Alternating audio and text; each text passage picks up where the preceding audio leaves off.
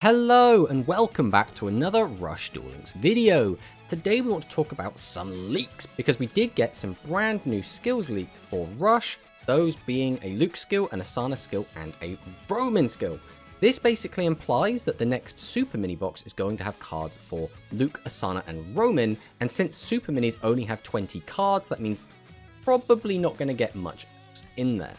So the Luke skill is pretty interesting. This skill can be used if the only monsters with 1300 or more attack in your deck are dragon type monsters, and there is at most one level 6 or higher light attribute monster in your deck. So again, this caveat usually means Dragius, but since Dragius is limit 3 and a lot of the other cards we're about to talk about are limit 3 or probably limit 3, it does make things a little bit awkward. But during the turn that we have normal summoned Illusion Strike Dragon Miragius or Steel Strike Dragon Metagius, we can add a dark attribute monster with 2500 attack from our deck to our hand. For the rest of this turn, halve the battle damage you inflict from a battle involving your dark attribute level 7 monsters.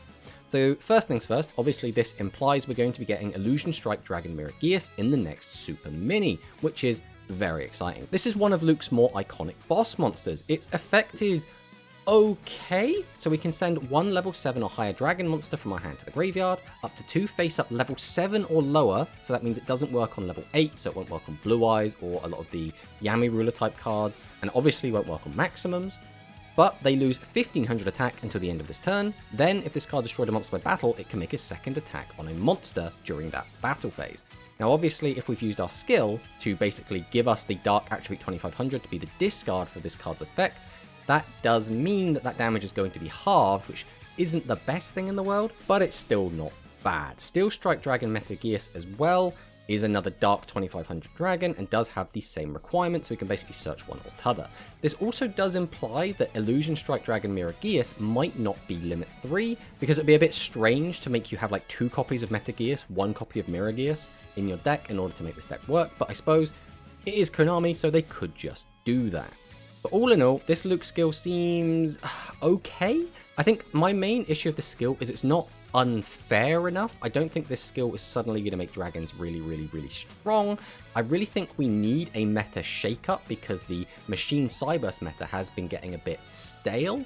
I don't think this is the skill to do it, but at the very least it'll be something fun to try out, and it might be an okay deck. I just don't think it's going to be T1. Then we have the Assana skill, and this is a little bit disappointing. So this skill can be used if your deck contains 5 or more level 5 or higher monsters. Requirement: before you normal draw, if there is a face-up field spell in either field, one of the cards for your normal draw this turn will be a Constructor Worm Build Dragon from your deck. You cannot activate the skill during your next turn. So what this means is we can activate this effect multiple times in the duel, we just can't use it 2 turns back to back. That's probably the only redeeming quality of this. Being able to get Build Dragon into your hand guaranteed is okay, but it's nothing special realistically, so I'm not too excited about it. Then we have the Roman skill, and this skill does seem quite interesting. This skill can be used if the only monsters with 1400 or more attack in your deck are Psychic type monsters. Can be used from turn 2 onward. Choose one Psychic type monster on your field, change its level to 5 until the end of the turn. If it was a Candy, you can add one light attribute Psychic type level 7 monster or one jump up from your deck to your hand. So being able to use this on Candy and make it level 5 is quite interesting, because then we get to add either a level 7 boss monster, notably it has to be a light monster, or jump up. So what does this mean? Why do we want to make our monster level 5? Well, the reason is Can Melody, and this is a dark monster, so we won't be able to search this off of the skill. But this is quite an interesting card. 2400 attack, 1800 defense. Return one other face-up level 5 or higher monster from your field to your hand. Shuffle one face-down card from your opponent's field into the deck. So that's back row removal, but also we can use this to hit face-down monsters. Then if your life points are lower than your opponent's, which again we're playing Psychic, so they usually should be, we can add one level 1 Psychic type normal monster from our graveyard to our hand.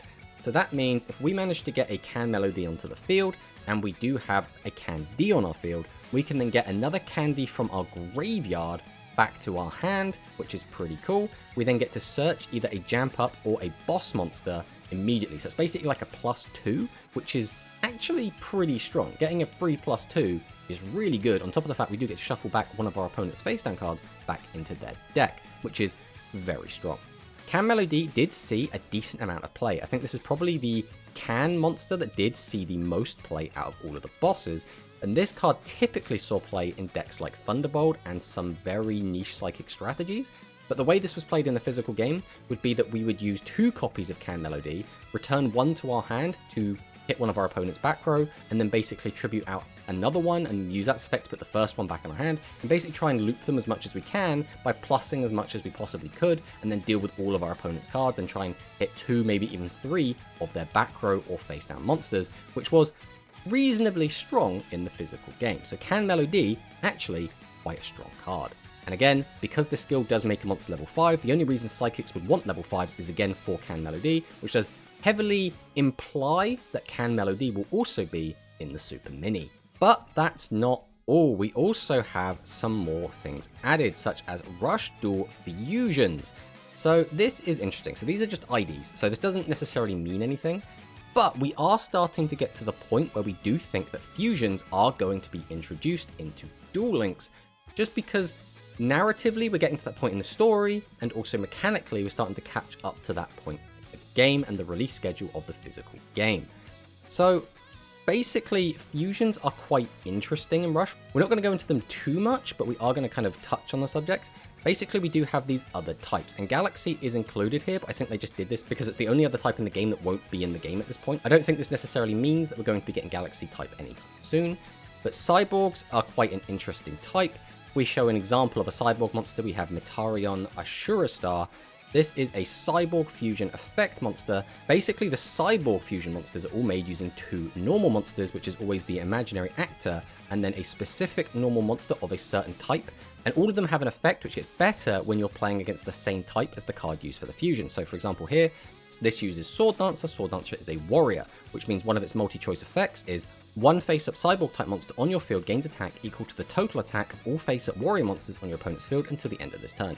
Obviously this effect is completely useless if your opponent doesn't have any warrior monsters, so it is an anti-warrior monster skill, but if our opponent doesn't have a warrior monster, we can still destroy a face-down card on the opponent's field, which is still pretty good.